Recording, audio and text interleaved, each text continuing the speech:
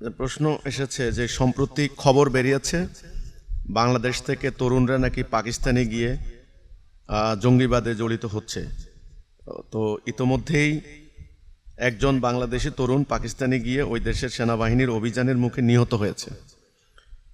সে বাংলাদেশ থেকে দুবাই হয়ে পাকিস্তান গেছে জিহাদ করার জন্য। এ ধরনের ঘটনা কি বার্তা দিচ্ছে? এগুলি গত কয়েক দশক ধরে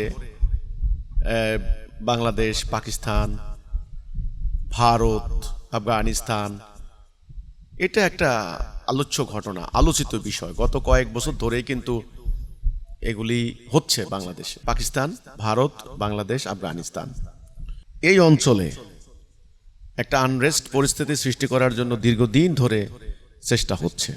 আফগানিস্তানে যখন রাশিয়ান কমিউনিস্ট বাহিনী 90-এর আগের কথা বলছি, 90-এ কিন্তু সোভিয়েত ইউনিয়ন তো এখন আর নাই, ইউনিয়ন ভেঙে গেছে, 16টা টুকরা, 16টা রাষ্ট্রে ভাগ হয়ে গেছে। এখন যে রাশিয়া মস্কো কেন্দ্রিক, এটা তো এখন বর্তমানে। তার আগে একেবারে আফগানিস্তানের কোনা পর্যন্ত চলে এসেছে ওদের সীমানা। আফগানিস্তানে তারা প্রবেশ করেছে। আফগানিস্তান তাদেরকে আমন্ত্রণ জানিয়েছে কে? কমিউনিস্ট আদর্শের সরকার। তো যখনই আফগানিস্তানে ঢুকলো, মানে সোভিয়েত ইউনিয়ন অর্থাৎ সমাজতান্ত্রিক আদর্শের এরা, তখন কিন্তু দুনিয়াতে এই দুইটি আদর্শের দ্বন্দ্ব চলছে। একটা হলো পুঁজিবাদী গণতান্ত্রিক ব্লক, আমেরিকা, ইংল্যান্ড, ফ্রান্স এরা মিল্লা পুঁজিবাদী গণতান্ত্রিক ব্লক অর্থাৎ ডেমোক্রেটিক পশ্চিমা ব্লক। আরেকটা হলো সমাজতান্ত্রিক ব্লক, রাশিয়ার নেতৃত্বে, চীন, রাশিয়া এগুলা, কিউবা এগুলা। তো দুইটা ব্লকে কিন্তু দীর্ঘদিন ধরে একটা ঠান্ডা লড়াই, এটার নাম হলো কোল্ড ওয়ার। তো ওই লড়াইয়ে তারা সোভিয়েত ইউনিয়নকে ভাঙার, ঘায়েল করার তারা কিন্তু ফন্দি ফিকির করছিল।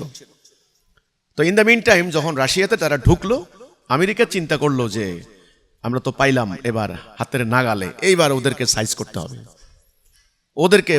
করতে হবে, মানে রাশিয়াকে, কমিউনিস্ট শাসককে। এই সুযোগটাকে তারা হাতছাড়া করে নাই। তখন তারা সৌদি আরবকে দিয়ে পাকিস্তানের ভেতর দিয়ে অস্ত্র, গোলা বারুদ, অনুপ্রেরণা সব দিয়েছে কিন্তু। এবং পাকিস্তান সীমান্তে, আফগান সীমান্তে যত মাদ্রাসা আছে ম্যাক্সিমাম গুলাকে তারা ক্যান্টনমেন্ট বানিয়েছে। আফগানিস্তানের জনগণকে ধর্মীয় চেতনা দ্বারা উদ্বুদ্ধ করেছে যেন তারা ব্যাপকভাবে রাশিয়ার বিরুদ্ধে লাগে। যা দরকার অস্ত্র, অর্থ সব সৌদি আরবের মাধ্যমে তারা দিয়েছে। এক্ষেত্রে পাকিস্তান সেনাবাহিনীও জড়িত ছিল এই ব্যাপারটায়। তো তখন ব্যাপকভাবে প্রচার চালিয়েছে, বহুত আলেমরা প্রচার চালিয়েছে, আমাদের দেশের বহুত আলেমও প্রচার চালিয়েছে যে আফগানিস্তানে আল্লাহর রাস্তায় যুদ্ধ হচ্ছে, জেহাদ হচ্ছে। ওটা করতে গেলে আল্লাহর রাস্তায় যুদ্ধ হবে, যারা মারা যাবে তারা শহীদ হবে।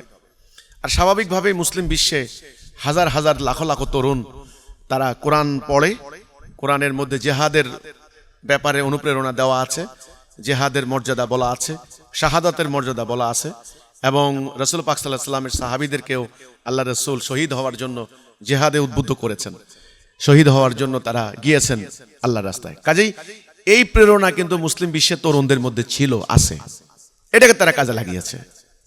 আসলে কিন্তু আফগানিস্তানে ওটা সত্যিকার অর্থে আল্লাহর দেওয়া দ্বীন প্রতিষ্ঠা ওটা ছিল না। ওটা ছিল মূলত আফগান জনগণের উপরে এই আগ্রাসন, এবং আফগানিস্তানের জনগণ সেটা প্রতিরোধ করেছেন।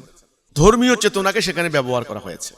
তো সেই সময়ে কিন্তু বাংলাদেশ থেকেও দলে দলে তরুণরা গিয়েছেন, অনেকে কিন্তু সেখানে মারাও গিয়েছেন, জীবন দিয়েছেন। সারা বিশ্ব থেকে এসেছে, চীনের সেই উরুমচি, কাশগড়, ওখান থেকে আসছে। ওই তখন থেকেই মূলত এই প্রবণতা, আজকে নতুন না। এটা একটা রিক্রুটমেন্ট লাইন আছে, এটা একটা চ্যানেল আছে একটা, কিন্তু নতুন না।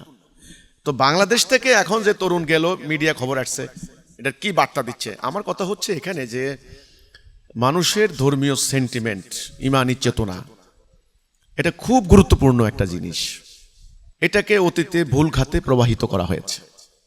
এই জন্যই বলা হয় যে আকীদা যদি ঠিক না হয়, ইমান ভুল পথে প্রবাহিত হবে। যিনি প্রশ্ন করেছেন যে কি বার্তা দেয়, এটা সবসময় একটা খারাপ বার্তা দেয়। মানুষের সামনে যদি ইসলামের প্রকৃত আদর্শ আকীদা তুলে ধরা না যায়, তবে এভাবে ইমান কিন্তু ভুল খাতে প্রবাহিত হবে, সঠিক পথে প্রবাহিত হবে না। আল্লাহ রাসূলের কোনো লাভ হবে না, মানব জাতির লাভ হবে না, ইসলামের কোনো উপকার হবে না। এইভাবে ধর্মপ্রাণ মুসলমানরা এখানে আইএসে যোগ দিবে, তালেবানে যোগ দিবে, ওই আল কায়দায় যাবে, ওই কাশ্মীরে কোনো দলের সঙ্গে যাবে, এগিয়ে জীবন যাবে, কিন্তু আলটিমেটলি যে দিনের বিজয় ওটা কিন্তু হচ্ছে না, ওটা হবে না। সেটার জন্য লাগবে একটা আদর্শ, লাগবে একটা আকীদা, লাগবে কর্মসূচি, সঠিক নেতৃত্ব। এই হচ্ছে কথাটা। এটা কিন্তু বাংলাদেশের জন্য সম্প্রতি যে ঘটনা আমরা দেখতে পাচ্ছি, কেউ আফগানিস্তান যাচ্ছে, আবার কেউ পাকিস্তান যাচ্ছে, পাকিস্তানের গোয়েন্দারাও এখানে আসে, সব মিলাইয়া কিন্তু পরিস্থিতি কিন্তু জটিল। আমি খুবই মানে সরল মনে করছি না, এই হচ্ছে আমার কথাটা। অতীতেও কিন্তু যাওয়া আসা হয়েছে, কিন্তু বাংলাদেশ থেকে বহু ছেলে মারা গেছে। তো আমি এখন মনে করি জরুরি ভিত্তিতে এই জাতির তরুণদের সামনে ইসলামের আসল মেসেজটা তুলে ধরা জরুরি। কোনটা জেহাদ, কোনটা সন্ত্রাস, কোনটা আল্লাহর রাস্তা, কোনটা শয়তানের রাস্তা, কোনটা সওয়াবের কাজ, কোনটা গুনাহের কাজ, রাসূল কোন জিহাদ করেছেন, এই ব্যাপারগুলি একেবারে পরিষ্কার করে তুলে ধরা দরকার আছে। এটাকে বলা হয় কাউন্টার ন্যারেটিভ, পাল্টা আইডিওলজি। ওরা একটা ভুল ব্যাখ্যা দ্বারা উদ্বুদ্ধ হচ্ছে, সঠিক ব্যাখ্যা ওদের সামনে দিতে হবে।